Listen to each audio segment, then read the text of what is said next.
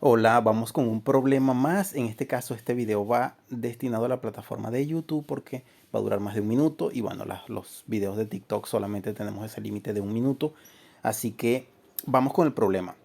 Similar a la temática que ya he ido publicando en el canal de TikTok, estos son problemas de pensamiento lateral, otros le llaman ajedrez retrógrado, otros le llaman ajedrez retrospectivo, incluso otros le llaman ajedrez de Sherlock Holmes por el carácter analítico, deductivo y lógico que tienen. En este caso, la premisa es la siguiente. Blancas juegan y dan mate en dos jugadas. Se ve sencillo, esa es la única pista. La premisa es esa. Blancas juegan y dan mate en dos jugadas. Y vamos, antes de comenzar les comento que bueno, este canal de YouTube voy a retomarlo. Yo había publicado un par de videos con anterioridad, pero no le había dado la atención necesaria. En este caso sí voy a estar publicando con una relativa frecuencia. Les invito a que se suscriban, like, me sigan y compartan el video, que voy a estar subiendo un contenido súper interesante, se los garantizo. Así que continuamos. Blancas juegan y dan mate en dos jugadas. Se ve sencillo, se ve simple, pero no lo es tanto porque seguimos que esto es ajedrez analítico, esto es un ajedrez muy de lógica, por eso se le llama pensamiento lateral. Para dar mate en 2 parece natural y lógico pensar que tanto enroque corto como torre HF1 dan el mate a la siguiente, porque desplazar la torre de a cualquier punto de la columna o incluso por acá o a comer en A2, o jugar cualquier movimiento, incluso cualquier movimiento como G5, como H5, G6 e incluso rey de 8 permiten que el blanco complete su jugada, su mate, con torre F8 mate. Ahora bien, la premisa dice blancas juegan y dan mate en dos jugadas. Nada prohíbe que cuando jueguen torre F1 o enroque corto, el negro pueda enrocarse largo. Nada lo prohíbe porque en la premisa no dice blancas juegan y dan mate en dos jugadas y el negro no puede enrocarse largo. Eso no lo dice la premisa. Así que como no tenemos esa pista, sencillamente podemos presumir que si jugamos torre F1 o enroque largo o enroque corto, el negro tranquilamente se pueda enrocar largo. Así que no tenemos esa pista. Vamos entonces a lograr descartar de manera deductiva llegar a la conclusión de que el negro no puede enrocarse largo. ¿Cómo llegamos a esa conclusión? Bueno, vamos a analizar un poco la posición. Veamos esa torre, esta torre que está acá, la torre de F3, está allí por algo. Y esa torre pudo haber llegado allí de dos maneras. Si este rey que está en E1 se movió en algún momento, bueno, fácilmente pudo haber llegado a esa torre desde su casilla inicial a cualquier otro movimiento, por ejemplo, torre G1, torre G3 y torre F3, o bien torre E1, torre E3 y torre F3. Por allí todo bien. En ese caso, el rey se movió. Y si el rey se movió, no tenemos enroque corto, ¿cierto? No tenemos el enroque corto si ese rey se ha movido. Entonces no tenemos manera de garantizar de que el negro no puede hacer enroque largo, puede hacerlo sin problema. Ahora bien, hay un segundo caso. ¿Qué pasa si nuestro enroque sí es posible? Si el enroque corto del blanco es posible. Quiere decir de que tanto el rey, que está en E1, como la torre que está en H1, no se han movido en toda la partida para que ese enroque sea posible. Si ese rey y esa torre no se han movido, implica a su vez que la torre que está en F3 no pudo haber salido de la casilla A1, de su casilla inicial, sino que tuvo que ser producto de una promoción. Es decir, llegó a octava fila y en lugar de una dama, un caballo o un alfil solicitó una torre y de una u otra manera llegó a la casilla F3. ¿Ok?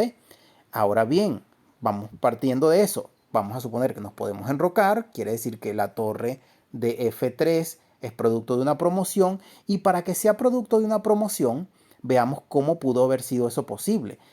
El peón, si vamos a suponer que esta torre no existe todavía porque no se ha ido promocionado, esa se convirtió en una torre después de ciertas jugadas, pudo haber sido que estaba en G6 y había, por ejemplo, un caballo en H7, de una u otra manera lo capturaron, por allá movieron piezas y luego promocionó una torre. Es una posibilidad. Pero ¿qué pasa si promocionó, por ejemplo, en esa casilla?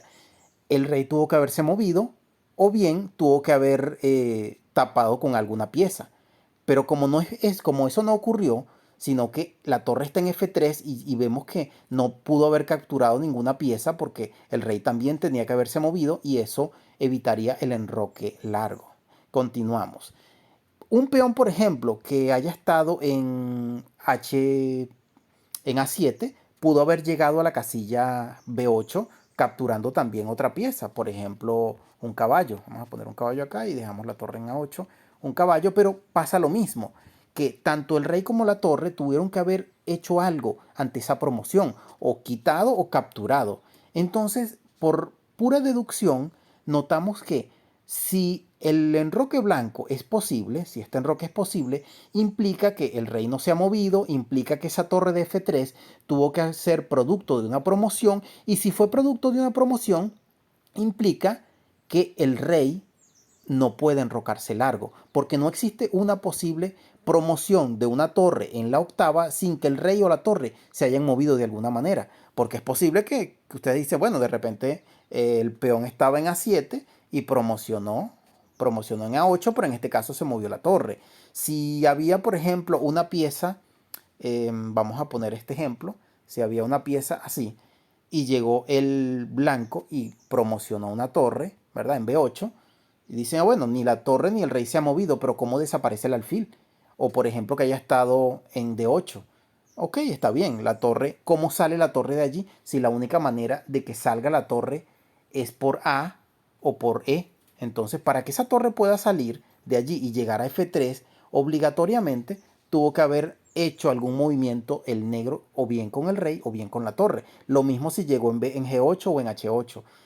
La única posibilidad de entrada de la torre, o salida en este caso, que haya promocionado y que salga de allí, es por la columna F, y para que eso sea posible, obligatoriamente el rey tuvo que haberse movido de alguna manera y luego vuelto a la casilla E8. Conclusión y resolución del problema. Para que exista mate en 2 y se cumpla con la premisa de blancas juegan y dan mate en 2, obligatoriamente el mate en 2 empieza con enroque corto.